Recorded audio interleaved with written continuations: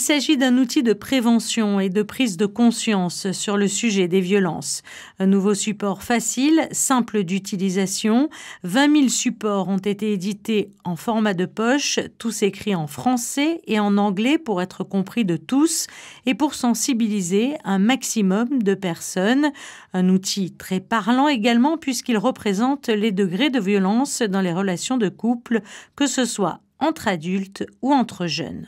C'était important que pour des adultes, on ait un support dédié pour se rendre compte que parfois on peut être dans une situation qui est toxique, mais on n'en a pas toujours conscience. Et c'est vraiment le but de cet outil, c'est vraiment la prise de conscience. Et après, derrière, s'il y a une prise de conscience, on peut mieux traiter le sujet des violences avec l'aide de professionnels, par exemple. Le support sera disponible auprès de tous les professionnels qui accueillent et prennent en charge des victimes de violences. Donc, au niveau des services sociaux du gouvernement, à la DASO, à la Sûreté publique, au CHPG. On le trouvera également à la VIP, l'association d'aide aux victimes d'infractions pénales, et puis au palais de justice. Puis on l'a proposé aussi à l'ordre des avocats, donc j'espère qu'ils s'en feront également l'écho. Face à la montée de la violence, que ce soit dans le cercle intime ou dans les écoles, des échanges et des réflexions entre les services ont permis l'évaluation de cette échelle. Un nouvel outil qui permettra donc de mesurer les degrés des violences, que ce soit au sein des couples ou dans le cercle amical ou amoureux pour les jeunes. Un outil essentiel pour la DASO habituée à accueillir, écouter et évaluer les adolescents. C'est capital. Je pense qu'on est dans une société où de plus en plus on parle de violence, que ce soit intrafamilial.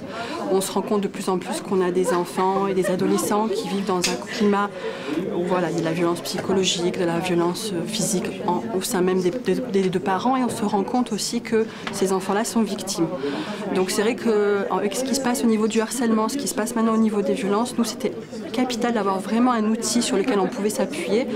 Parce qu'on est dans une société où on a de plus en plus de jeunes qui se retrouvent déjà dans des situations compliquées, en termes d'adolescence, rentrer au collège ou rentrer au lycée. On pense que c'est une préoccupation qu'on doit avoir tous, et nos jeunes, notamment, effectivement, sont confrontés systématiquement, que ce soit au milieu scolaire, que ce soit dans le bus, que ce soit dans les relations qu'ils ont avec leurs camarades.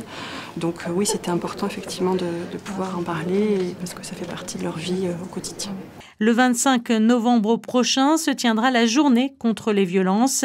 À cette occasion, ce nouveau petit support sera présenté durant le mois aux jeunes dans les établissements du secondaire en Principauté.